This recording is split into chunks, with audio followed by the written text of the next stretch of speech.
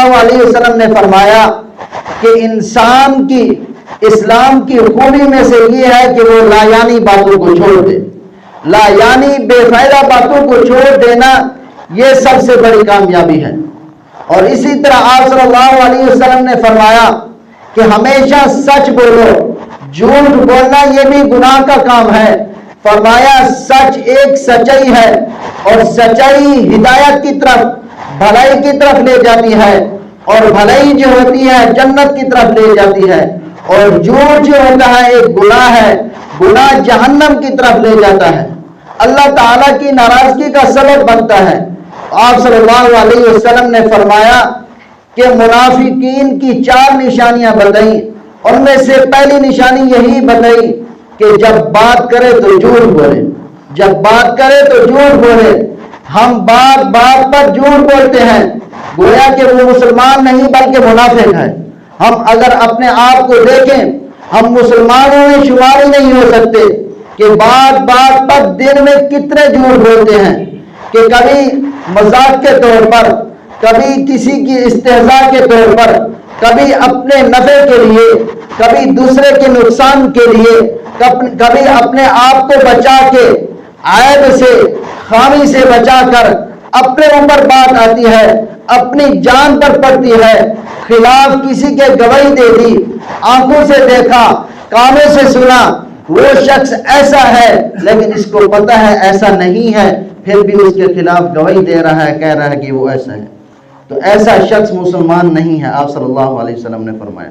تو ہمیں چاہیے ہم ان تمام باتوں سے بچیں. اسی طرح آپ صلی اللہ علیہ وسلم نے فرمایا الغیبت اشد من الزنا. غیبت جو ہے یہ زنا سے بھی زیادہ سخت ہے. زنا کتنی بری چیز ہے لیکن غیبت اس سے بھی زیادہ سخت ہے. آپ صلی اللہ علیہ وسلم کا قبرستان پر گزر ہوا کہ ایک قبر پر عذاب ہو رہا تھا. آپ صلی اللہ علیہ وسلم رک گئے, ایک چھڑی لی اور اس کے 2 ٹکڑے کیا, درمیان میں چیرا کہ ایک دونوں قبروں پر آدھا آدھا رکھ دیا. صحابی نے عرض کیا یا رسول اللہ صلی اللہ علیہ وسلم اس سے اس کو کیا فائدہ ہوگا؟ آپ صلی اللہ علیہ وسلم نے فرمایا جب تک یہ خشک نہیں ہوتی سبز رہے گی, عذاب میں کمی رہے گی. آپ صلی اللہ علیہ وسلم نے فرمایا ان 2 قبر والوں کو عذاب دیا جا رہا تھا کسی بڑی چیز کی وجہ سے نہیں, بلکہ ایک کو اس وجہ سے کہ وہ پیشاب کی چھینٹوں سے نہیں بچتا تھا, دوسرا دوسروں کی غیبت کرتا تھا. آپ صلی اللہ علیہ وسلم نے کہ جو غیبت کرتا ہے کہ وہ مردار کھانے کے مشابہ تشبیہ دی ہے. جو غیبت کرتا ہے وہ ایسے ہے جیسے کہ وہ مردار کھاتا ہے, حرام کھاتا ہے. ایک صحابی حضرت معاذ رضی اللہ تعالی عنہ کہ ان سے زنا ہو گیا. آپ صلی اللہ علیہ وسلم کے پاس آئے, یا رسول اللہ صلی اللہ علیہ وسلم مجھ سے گناہ ہو گیا ہے کہ میں نے زنا کیا. اس نے خود اقرار کر دیا. آپ صلی اللہ علیہ وسلم نے منہ پھیر لیا. پھر دوسری طرف آئے, حضور مجھ سے گناہ ہو گیا ہے. آپ نے پھر منہ پھیر لیا. پھر تیسری بار دوسری طرف آئے کہ مجھ سے گناہ ہو گیا. آپ صلی اللہ علیہ وسلم نے پھر بھی منہ پھیر لیا, رخ تبدیل کر لیا. پھر چوتھی بار آئے, حضور مجھ سے گناہ ہو گیا.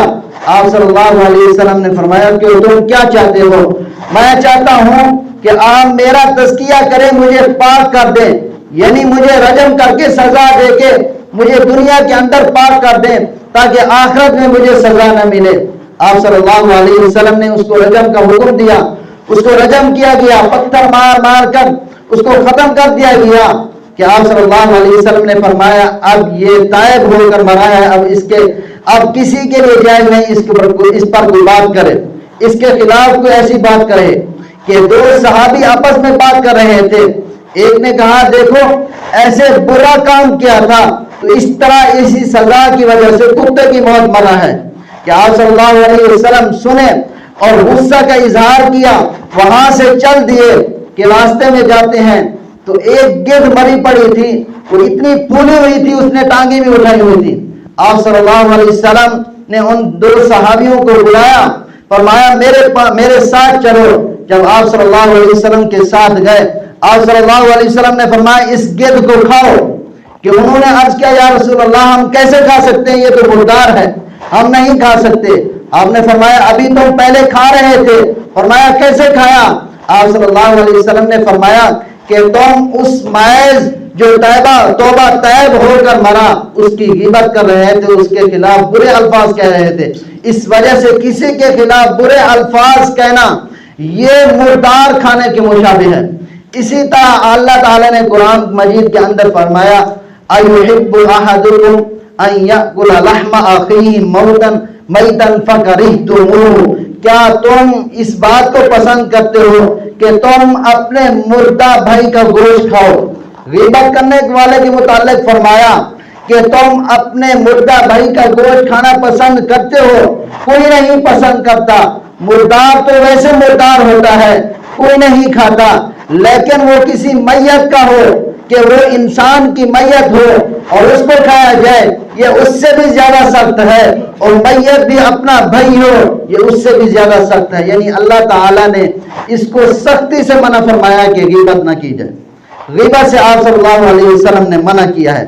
اسی طرح آپ صلی اللہ علیہ وسلم نے فرمایا کہ جب مجھے جہنم کا نظارہ کرایا گیا میں دیکھتا ہوں کہ ایک انسان، کچھ لوگ ایسے ہیں ان کے ناخون تانبے کے ہیں کہ اپنے چہروں کو ناخون سے نوچ رہے ہیں، اپنے جسم کو پھاڑ رہے ہیں، پھاڑ کر پھر وہ درست ہوتا ہے پھر اس طرح کر رہے ہیں.